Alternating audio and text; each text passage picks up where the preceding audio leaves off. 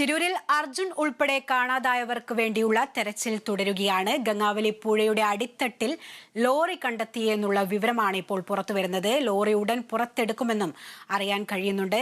ഏതായാലും കൂടുതൽ വിവരങ്ങൾ നൽകാൻ അവിടെ നിന്നും ജോസഫ് അഗസ്റ്റിൻ നമ്മളോടൊപ്പം ചേരുന്നുണ്ട്.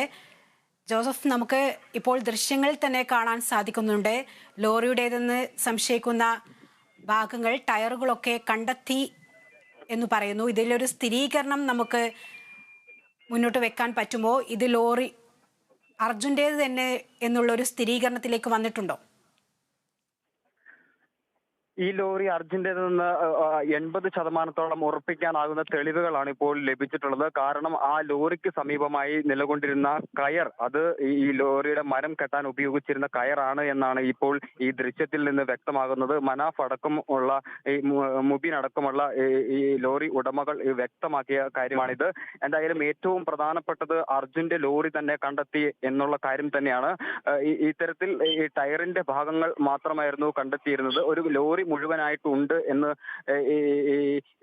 ഈശ്വർ മാൽപ്പയും വ്യക്തമാക്കി. പക്ഷേ ദൃശ്യങ്ങളിലുള്ളത് ടയറിന്റെ ഭാഗങ്ങളും അതുപോലെ തന്നെ കയറിന്റെ ഭാഗങ്ങളുമാണ്. ഇത് തലകീഴായി കിടക്കുന്നതായിട്ടാണ് ഈശ്വർ മാൽപ്പയെ വ്യക്തമാക്കിയിട്ടുള്ളത്. ക്യാബിന്റെ ഭാഗം മണ്ണിൽ പുതഞ്ഞു കിടക്കുന്ന രീതിയിലാണ്. ലോറിയുടെ പുറകുഭാഗമാണ് ഇപ്പോൾ കണ്ടെത്താനായിട്ടുള്ളത്. ഇതിന്റെ മറ്റൊരു ഭാഗം മണ്ണിൽ പുതഞ്ഞു കിടക്കുന്നതായിട്ടാണ് ഇപ്പോൾ വിവരം ലഭിക്കുന്നത്. എന്തായാലും ഇപ്പോൾ രണ്ടാം ഘട്ട തിരച്ചിലിന് വേണ്ടി ഈശ്വർ മാൽപ്പയെ വീണ്ടും വെള്ളത്തിൽ ഇറങ്ങിയിട്ടുണ്ട്. അദ്ദേഹം വിശദമായ പരിശോധനകൾക്ക് ശേഷം വീണ്ടും കയറി വരും. ഇതുമായി ബന്ധപ്പെട്ട് കാർവാർ MLA ഇപ്പോൾ വ്യക്തമാക്കിയത് ഈ ലോറി പുറത്തെത്തിക്കുന്നതിന് ആവശ്യമായിട്ടുള്ള നടപടികൾ സ്വീകരിക്കുമെന്ന് തന്നെയാണ്.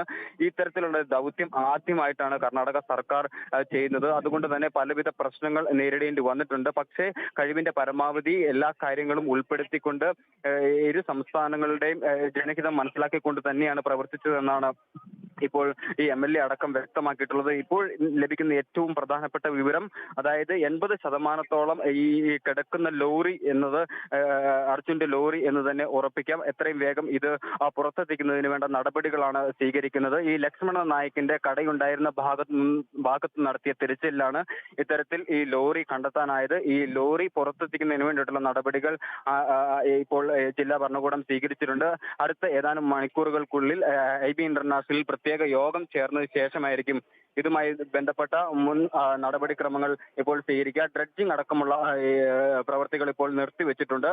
ഇപ്പോൾ ഏറ്റവും പ്രധാനമായും പരിശോധിക്കുന്നത് ഈ ലോറിയുടെ പൊസിഷൻ മനസ്സിലാക്കുന്ന നടപടികളാണ് ഇപ്പോൾ പുരോഗമിക്കുന്നത്. ഈശ്വർ മാൽപ്പെ നേരത്തെ ഈ ലോറി കണ്ടെത്തിയ ഭാഗം കേന്ദ്രീകരിച്ചപ്പോൾ മുങ്ങി പരിശോധന നടത്തുകയാണ്. ഇതുമായി ബന്ധപ്പെട്ട് കൂടുതൽ ചിത്രങ്ങളും ദൃശ്യങ്ങളും ശേഖരിക്കുന്നതിനുള്ള തയ്യാറെടുപ്പിലാണ് ഈശ്വർ മാൽപ്പെ. മറ്റു നടപടിക്രമങ്ങളും ത്വരിതഗതിയിൽ പുരോഗമിക്കുന്ന ഒരു സാഹചര്യമാണ് നിലവിലുള്ളത്. നമ്മൾക്കിപ്പോൾ അനുമാനിക്കാൻ കഴിയുന്നത് ഈ വെള്ളത്തിനടിയിലുള്ളത് ഇപ്പോൾ കണ്ടെത്താനായത് അർജുന്റെ ലോറി എന്ന് തന്നെയാണ്. പക്ഷേ ഇതിനൊരു ഔദ്യോഗിക സ്ഥിരീകരണം ണ്ടതുണ്ട്. അതിനുവേണ്ടി കാത്തിരിക്കുകയാണ്. മാത്രവുമല്ല, ഇത് ഉയർത്തുന്നതിന് വേണ്ടിയിട്ടുള്ള നടപടികളും ഇപ്പോൾ പുരോഗമിക്കുകയാണ്.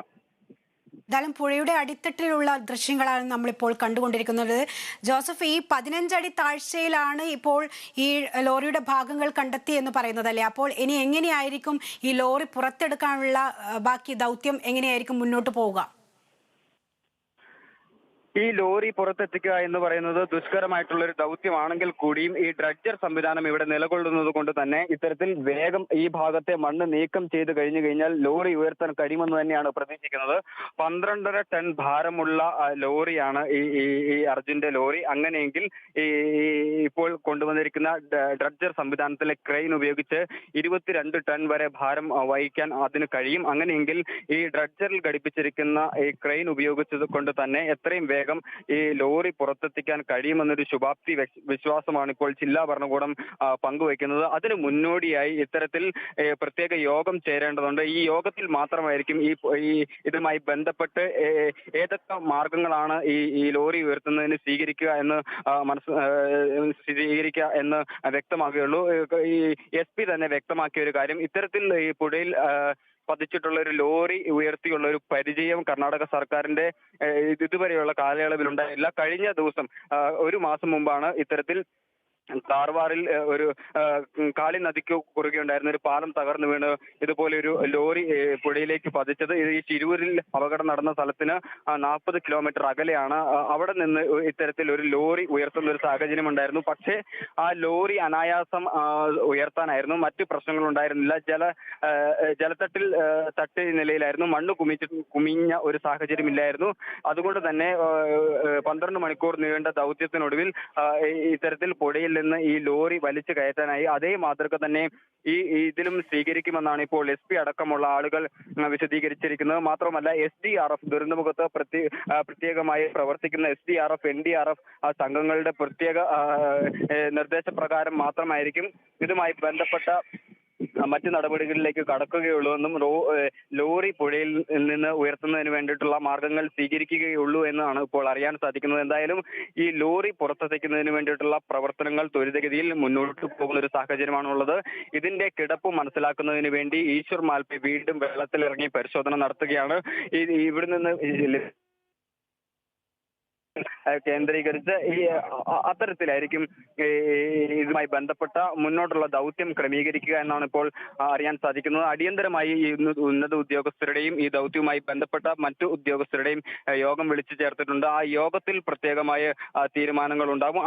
അതിന്റെ അടിസ്ഥാനത്തിലായിരിക്കും മുന്നോട്ടുള്ള ദൗത്യം പോകുക എന്നാണ് ഇപ്പോൾ അറിയാൻ സാധിക്കുന്നത്. എന്തായാലും ഈശ്വർ മാൽപ്പ ജോസഫ്, അതുപോലെ തന്നെ നമുക്കറിയാം ഈ ഗംഗാവലി പുഴയുടെ അടിത്തട്ടിൽ മറ്റൊരു ലോറി കൂടി കാണാതെ പോയിട്ടുണ്ട് എന്നുള്ളൊരു വിവരവും നേരത്തെ നമ്മൾ റിപ്പോർട്ട് ചെയ്തിട്ടുണ്ടായിരുന്നു. അതുകൊണ്ട് തന്നെ ആയിരിക്കാം ചിലപ്പോൾ ഇത് അർജുൻ്റേതാണോ എന്നുള്ളൊരു സ്ഥിരീകരണത്തിലേക്ക് വരാൻ വൈകുന്നത്, അല്ലേ? അതുപോലെ തന്നെ ഈ ലോറി തലകീഴായി കിടക്കുന്നു എന്നുള്ള ഒരു കാര്യം കൂടി പുറത്തു വരുന്നുണ്ടല്ലോ.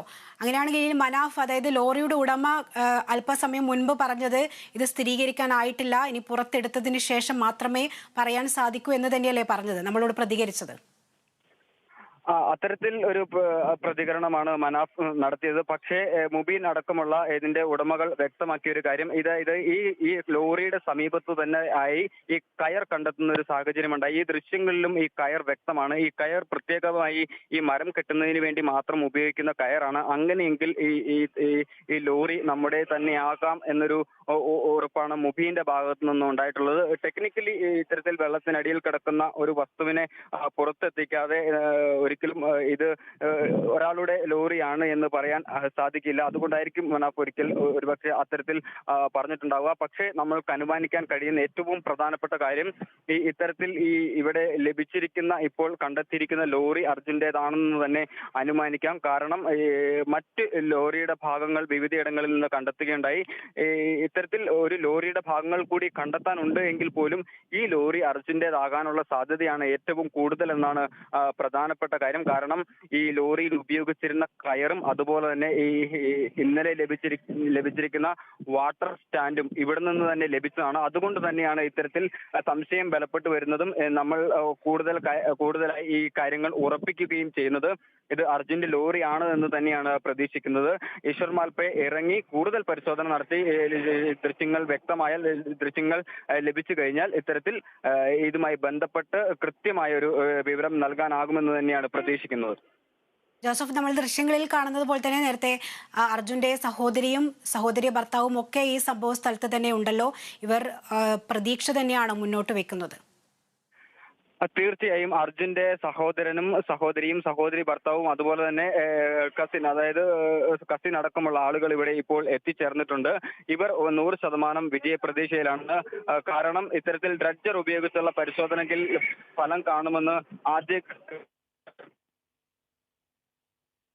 ഈ പുഴയിൽ ഇറങ്ങി പരിശോധിക്കാൻ കഴിയാത്ത സാഹചര്യം ഉണ്ടായിരുന്നതാണ്. ഈ സമയത്ത് ഇത്തരത്തിൽ പുഴയിൽ ഇറങ്ങി പരിശോധന നടത്താൻ കഴിയുന്നു. അതുപോലെ തന്നെ മരങ്ങളും പാറക്കഷണങ്ങളും. എന്തായാലും വ്യക്തമാണ്, ശിരൂരിൽ അർജുൻ ഉൾപ്പെടെയുള്ള കാണാതായവർക്ക് വേണ്ടിയുള്ള തെരച്ചിൽ നിർണായക ഘട്ടത്തിലേക്ക് പോവുകയാണ്. 15 അടി താഴ്ചയിൽ നിന്ന് ലോറിയുടെ ഭാഗങ്ങൾ കണ്ടെത്തിയിരിക്കുന്നു. ടയറാണ് കണ്ടെത്തിയിരിക്കുന്നത്. ഇത് അർജുൻ്റേതെന്ന് ഉള്ള സൂചന തന്നെയാണ് ഇപ്പോൾ പുറത്തു വരുന്നത്. എന്നാൽ അത് സ്ഥിരീകരിക്കേണ്ടതുണ്ട്. ലോറി പുറത്തേക്ക് എടുക്കാനുള്ള പ്രവർത്തനങ്ങളാണ് ഇപ്പോൾ അവിടെ പുരോഗമിച്ചുകൊണ്ടിരിക്കുന്നത്. യോഗത്തിന് ശേഷം എത്തരത്തിൽ ലോറി പുറത്തെടുക്കാം എന്നതടക്കമുള്ള കാര്യങ്ങൾ തീരുമാനിക്കേണ്ടതുണ്ട്. എന്തായാലും അർജുൻ്റെ ലോറി തന്നെ എന്നുള്ളൊരു സ്ഥിരീകരണത്തിലേക്ക് തന്നെയാണ് ഇപ്പോൾ പോകുന്നത്. എന്തായാലും ശിരൂരിൽ തെരച്ചിൽ നിർണായക ഘട്ടത്തിലേക്ക് കടക്കുന്നു എന്ന് തന്നെയാണ് നമുക്ക് അറിയാൻ കഴിയുന്നത്.